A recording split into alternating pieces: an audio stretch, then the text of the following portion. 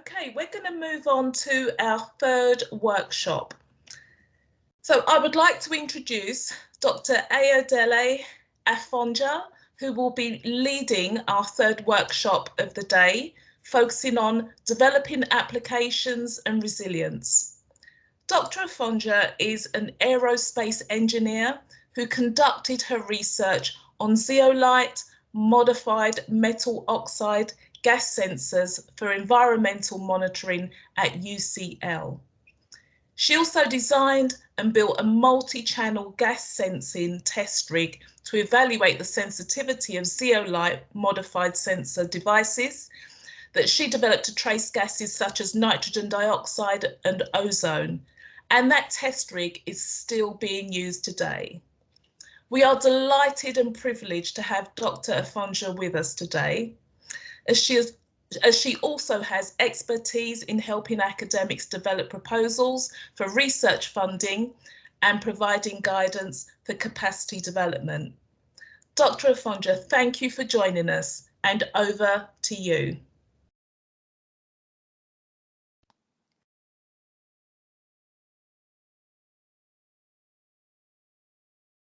Thank you very much. Hello, as I've been introduced, my name is Ayodele Afonja, and I'll try to share my screen at the moment so that you can see my.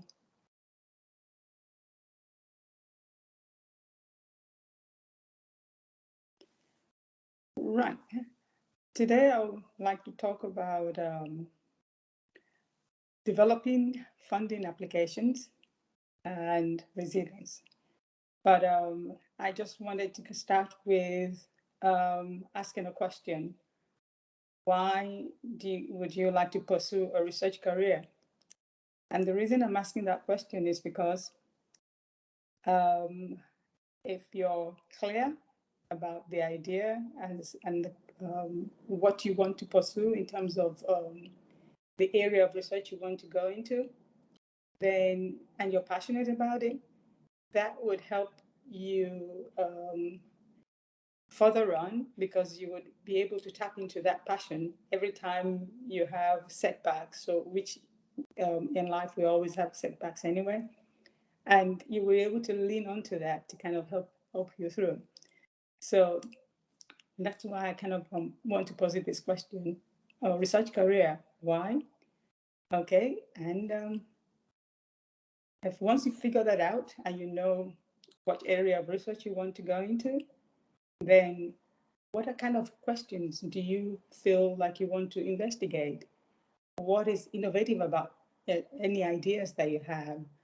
And the main thing I would suggest would be take your time to develop the idea, so that way you'll be able to kind of be clear about what it is you want to do, and be able to kind of provide, at least give yourself the opportunity to reflect more on what you're going to propose in your applications, and help you decide what kind of funding scheme would be the right scheme to help you achieve the idea for the research that you want to conduct.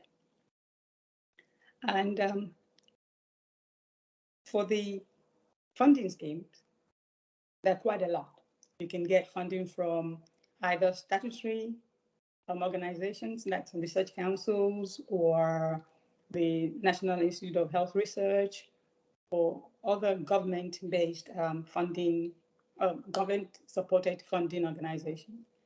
And then you have the non-statutory funding organizations, which are we kind of call trust and foundations, like maybe Levihume, if you've heard of them, or the Wellcome Trust, or other trusts and foundations that have funding to kind of support research that would help whatever area of area of research or endeavor it is they've set up their organization for. So that once you've kind of figured out what the right funding scheme is, what I would then suggest would be to read the funding guidelines. And from my experience supporting people who are trying to submit applications for funding, that part is the area that I find very tricky. And because I find that most of the times those who are looking to apply for research funding, they have not read the funding guidelines. Okay. And that is very crucial because it's important to know what it is that they're looking for. And not only that, how do they want you to present your pitch to them? Because I see the funding application as a pitch. It's like you're making a sales pitch or something, and you want somebody to buy whatever you're trying to produce and whatever you're trying to offer them. So you have to put your kind of best foot forward, get all the ideas in a cogent manner, so that way you can sell it to those who are going to give you money. And so that's why the funding guidelines are very important. I always kind of encourage people to pretty much read it, and then read it again. And not only that, read the funding organization, read about the schemes they've supported before, because through the abstracts they've put on their website, to get a flavor of what it is they're looking for. Because sometimes you may think the idea that you have would be a good fit for the funding organization, but if they haven't sort of funded something like that before, then it gives you an idea of what it is that that might not be the right fit for you. Another thing would be to kind of check, reading through the abstract and of what they funded before might even give you an idea of how to do something better or a different angle on something that somebody had already done before. So it's a good idea to kind of just get your research positioned in that way. So once you've decided on which scheme that you want to apply for, and you've already got your ideas and your questions ready, then we'll go on to the funding application. And the main part of the application that is quite, I guess, important for you to start thinking about is, what is the significance of this research that you want to carry out? Because if you can cross that bar, then at least people can see, and then can you tell people how significant that is? Because then it would kind of position you in the right area where when they review your application, they'll be able to say, okay, this is important because, or this is what we need right now, and then give you a kind of a way across the bar. And then another things would be, what are the questions that you're looking to provide answers to? Are your aims and your objectives attainable? And those are ways to kind of break things down so that you can see how to present that in the application. And another thing is, like I mentioned before, would the funding organization be interested in the questions that you want to answer? If not, then maybe find another funding organization. Then funding applications are reviewed before they're kind of progressed towards funding. And when they're reviewed by your peers, and those are people who would have either a very good understanding of what it is you're doing, or just a little bit of understanding what it is you're doing. You don't get to choose who is going to review it. And they would score each question or each area of your proposal. And the scoring would then be influenced by how you have presented the methodology you want to provide, the methodology you want to use, how you intend to solve the problem, what are the strategies that you're going to use, And then those are the kind of things that would kind of communicate to the reviewer that, oh, wow, okay, we know that this person will be able to carry out this research. They have the skills. And like I mentioned before, it's like a sales pitch. So you kind of tell them, okay, I have the skills to do this. Not only that, I have assembled the right people around me.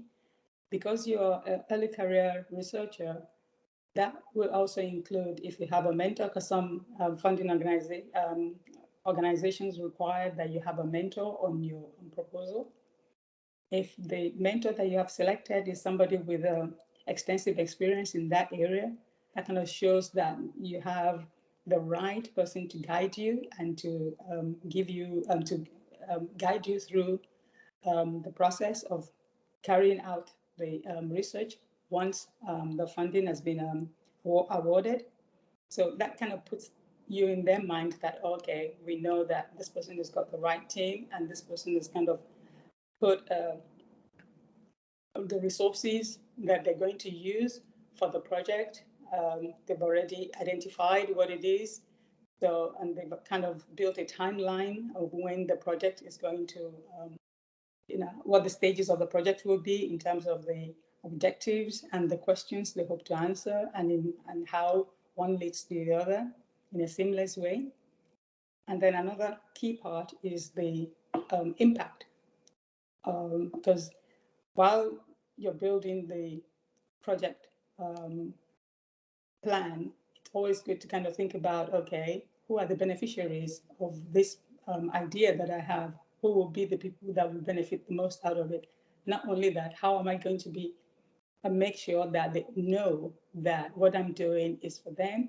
And then also, how am I going to measure the benefit, the beneficiaries, how I'm going to measure the impact it has on their lives or on their, the area that you've created. How are you going to measure? Because then that would demonstrate to the people who are reviewing the application that, okay, you have a way to kind of present your idea, evaluate what you've come up with when you carry out, once you have activities that you have to carry out. Not only that, you have a way to evaluate the activities, the impact of the activities, and then you'll be able to disseminate the information to those who are the beneficiaries at the end of the project or during the project, depending on whether you be getting to a stage during the project where you have answers to some of the questions that you already presented. So another thing is, they're going to be paying for this, so they have to be able to demonstrate value for money, because that way, when you have another proposal, because it's something to understand that funding organizations receive a lot of proposals for each call that they put out. And it's pretty much trying to play a numbers game. You want to be the one at the top of that pile. So let's say you have scored highly in terms of the review. Sometimes the value for money aspect might come in during the review. If it doesn't come in, then it might come in at the end for the funder to go, okay, do you really want to pay this much for this? Or is there somebody else who can do it for a lot less? And then I'll say, before you submit the application, ask colleagues we've been hearing about how to build a network and a community through the day. And that is a valuable resource, in my view. Ask a colleague or people that have, even if they don't have any sort of background or skills in the areas that you're looking to get funding for them to kind of read it. If it makes sense to them, then that means that, because not everybody who is going to get your proposal would understand the area that you're working on, especially when it goes to the panel. So, and then another way is think like the reviewer yourself. That's how I always do it. Like the reviewer, when they read this, what would they think? Am I communicating what it is that I want them to, the information I want to pass on, would they get it the way I've said it? And so that's another way to kind of check to make sure that, okay, you're putting your best case forward. And then I move on to, I guess, the resilience part of my prepared talk. I'm kind of following this up with the review part of the funding application. It's always in two parts, at least for the research councils. And I think it's the same for the trusts and foundations too. So you have the peer reviewers who are going to provide a score for the different your proposal in whatever grading system that the organization uses. So, right, is it innovative? Have you described what is the methodology sound? Have you described what you're going to do?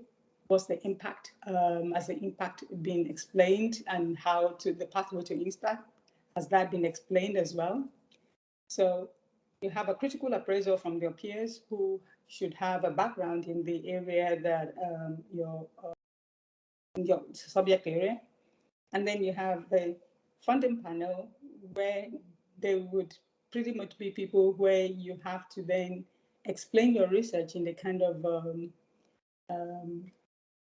easy to understand language, so that people don't just read it. It's not kind of full of, statistical information or theoretical information, because they just want to get a sense of what it is you want to do. So, and it has to captivate them.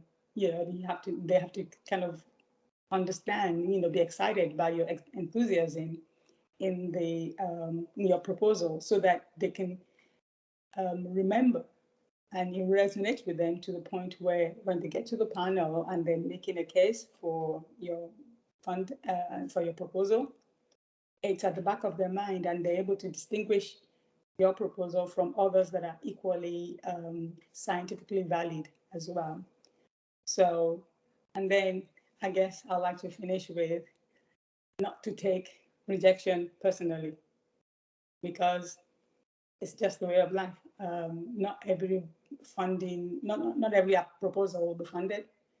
And like I said, it's a numbers game. They receive a lot of applications. It's not fair.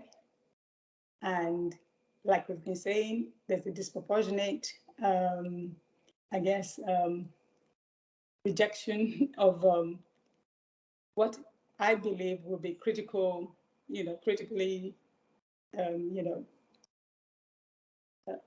worthy, scientifically valid proposals. But for some reason, if you're AGM person, then it gets it falls by the wayside. So that is something that we have to deal with. I have an idea of what to do about that, but I'll wait until after the questions if somebody's interested to ask me. That's what I want to say. I want to give an opportunity for people to ask questions, because I'm treating this like a workshop, like Annette said before, and I wanted to know if people wanted to ask me questions. And as you can kind of see from my bio, I'm an engineer. I speak in data, so. But I hope that has given you some information. So I'll stop sharing now, and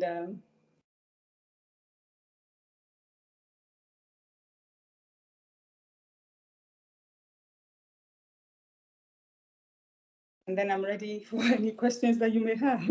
Thank you for listening. That was brilliant. Thank you so much. Very informative. And I don't know if you can see, but lots of claps going out to you. And I think, the way that you've presented it, very methodical and informative. And I know that that's going to be of great use to many delegates on this call. There is a question here from Carleen Cornish. And Carleen wants to know To which extent race plays a role here? Colleen, read the Leading Roots report if you haven't seen that already. Okay. So who are on these panels making decisions? That's Okay. Colleen's question. Okay. This is the bit where I would like to encourage people to join the panel. I cannot tell you that I know who the people in the panel are, but as we can imagine who they would be, considering what goes on, which is why my initial view was because when you submit an application, your name is on there. And I just sort of felt like maybe an equitable way would be to have a number issued once you submit the application so that the name is not kind of publicized.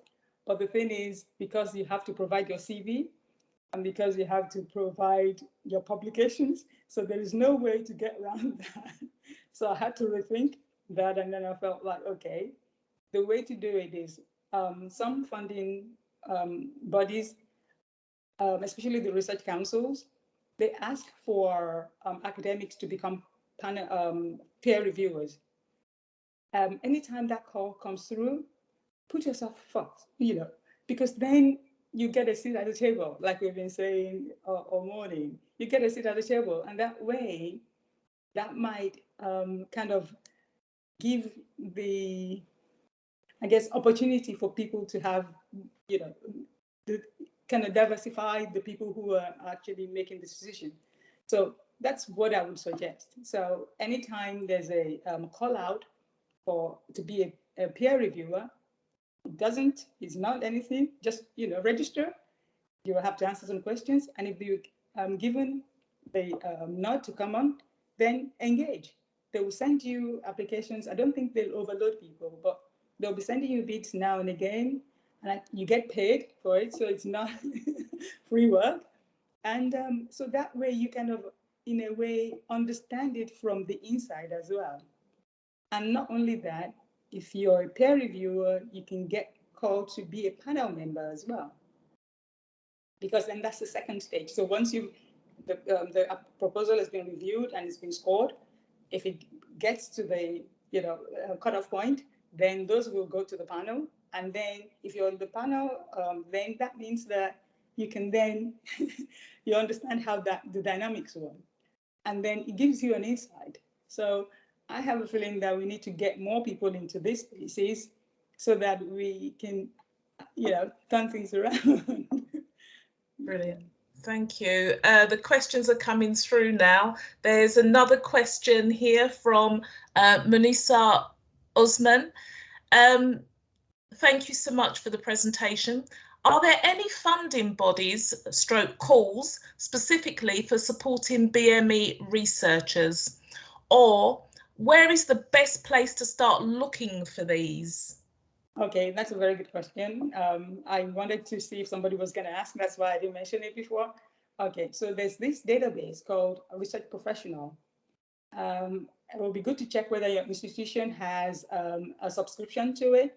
And if they do, then you don't have to worry. You just sort of get yourself, put your email details on so you have an account on the Research Professional because your institution has already subscribed. And that way you can set out, go through it, put your keywords in your area of research on it. So that way it sends you, and then you can set email alerts for any time funding calls comes through from your area of interest. And that will be sent to your inbox. If you do it, I wouldn't say do it every day because believe me, you don't want to see that. But you can set it up so that you have maybe once a week, you get an email with latest funding opportunities, and then you can scroll through that to see whether and then it will give you with deadlines and stuff and what is required. And that's a good way to kind of engage, to have, in a way, know what is out there in terms of funding. So, and then because you select it to your area of interest, then it's something that is specific for you.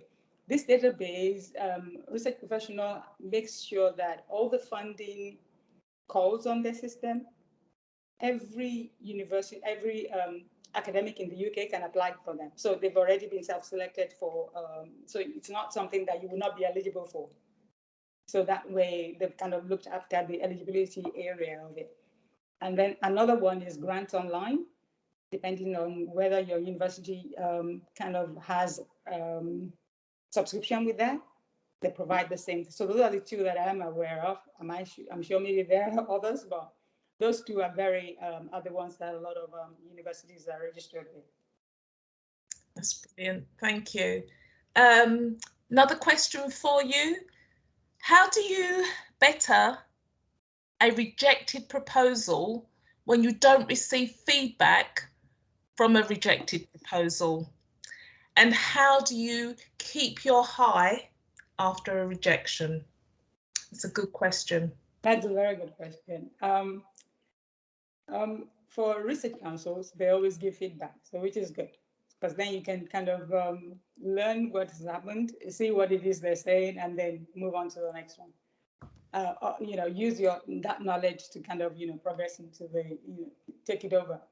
But for example, if you've had any experience with Beale or Leverhulme Trust, they don't give feedback, and not only that, you don't even know how you did or anything like that. So it's tricky. And the way I see it is, it's kind of like a job interview. Sometimes you prepare and you think you've put your best foot forward, and you go there and in your view, you've dazzled them with your skills and what you can bring to the table. But then they say no. And what I kind of encourage people is, don't take it personally. They just haven't seen how fabulous you are. That's my view. Or maybe you're too fabulous for them and they need somebody to, So as long as you put your best foot forward, I feel that you don't take the rejection personally. I know it must sound like a throwaway comment, but the way I say it is, they don't know you. They've just read words on the page. So, and from the words they've read, they're thinking they don't want to fund it. So it's not really about you, it's about the words on the page. So that's how I kind of distance myself to it, so that, okay, they haven't seen, that's what they see. And because they don't give feedback, it's not something you can then kind of go back and say, okay, I did this there, okay, I'm going to improve on this. So that's why I feel like then just let it go and just tell them, oh, well, you missed out on a fabulous idea and a fabulous person, now somebody else is going to see my fabulousness and, engage. I hope that helps. Okay, that's good. We have another question for you. How much help do you get with writing the application? For example, peers, grant advisors, and experts. Okay. It depends on this institution, really, and it depends on what I would say is, this is your project, you own it. So you know the best thing about it, you know everything about it inside out. If it's about presenting it in a way that would kind of make it, the key parts are shown, then I would suggest maybe go for a bid writing course or something like that if your institution has it. There are quite a few people online that offer bid writing, I guess, courses and workshops. Some of them are expensive, some of them are not so expensive, and it might be a good thing to look into. But I would say use your university, your supervisors and whatever, because if they've won funding, they know what it's like. Lean onto that. And then another thing is, for early career researchers, I always encourage the academics to kind of include them in whatever fund, even if it's a network grant that they're applying for. Include your early career researchers so that they can get that experience. One, their name is on the application, so they're not a newbie as such, and they're able to kind of help kind of co-develop the idea, and then help with the delivery of it. And it gives them confidence as well, knowing that they've been part of a funded application and they've been part of the they were able to execute with the professor. So I always kind of, it's called capacity development. I'm not really a fan of that word, but I guess it's what it is. It's a good thing to kind of help early career researchers, because knowledge is power, like somebody has said before. And if you encourage people to kind of build them up, they will bring the next, the people behind them up as well. So it's something that will kind of keep feeding, on going on. So I think it's something that we need to start doing more. Yeah. Thank you for that. Wise words, and you are echoing what Professor Yes. Foley said, hold somebody's hand. That's absolutely crucial. Sure. And Yeah. thank you so much for this workshop, really informative. If you get a chance to read the chat, you'll see a lot of love in there for the knowledge that you've shared. So thank you so much. Oh yeah, it was lovely. Thank you so much. It's really lovely to be part of your firmament. Yeah. Right. There was one question that I was hoping that somebody was going to ask me. They didn't. If I can use the last minute to explain. Yeah, please. Okay. Listening to what we've been saying all day, I had this idea, and I think I've mentioned it to Bernadine a while ago. We kind of talked about it. I think it would be good if we, as the AGM group, kind of have our own funding body too. And it wouldn't exclude other people, but so that we can show them how it's done, how it should be done.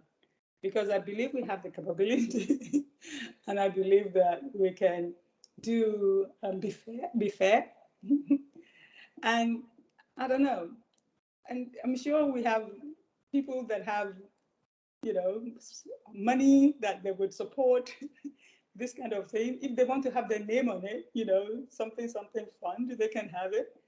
At least that way they'll be encouraging. Because I just, the Gates Foundation have, funded, and I'm sure we have. Maybe we don't have a Gates, but we must have people in the AGM community who, if we can get them together, and it would not be like, okay, we're only going to fund AGM, but that would be encouraged. And then at least what some of the panelists were saying earlier about, they would understand without having to explain why this is required, because it will be something they understand. Oh, okay, I know what they're trying to do. This is going to benefit us this way. So then, let's give them the money. And I think that is something that I'm not sure whether there's a appetite for it, but I just thought I'd throw it out there. Like I said, I'm an engineer, I'm a geek. I think about solutions. You've got a lot of thumbs up in the chat, and people are saying that's the way to go. And Bernadine will entertain that as well, Yeah, and have a we'll talk about conversation offline about it. it. Include me in that. I'd be more than willing to work on that with you. Well, Brilliant. I mean, I think it's a good idea. We can, get people together, find a way to get a panel together, get the peer reviewers, and, Yeah. we'll fund meaningful and impactful research. Yeah. Brilliant. Thank you again. Thank you Thank so you. much for being with us today and sharing those insights. Thank you. Thank you very much for having me and for letting me be part of this awesome experience. Thank you. Brilliant. Thanks.